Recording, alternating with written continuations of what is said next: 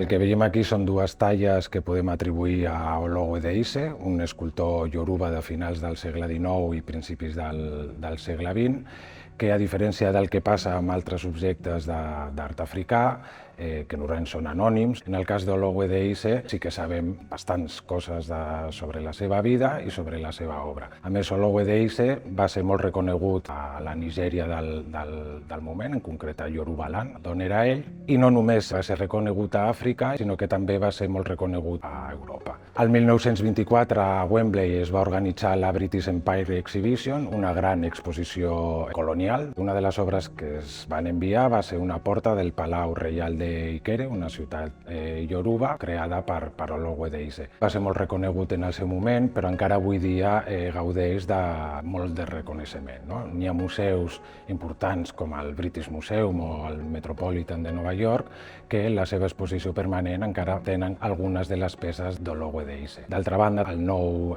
Museu de Cultura i Història Afroamericana de Washington, a l'edifici s'inspira en una columna tallada per Olowe Deise, tant pel que fa a la forma de l'edifici com pels panels, el motiu decoratiu dels panels que recobreixen tota la façana.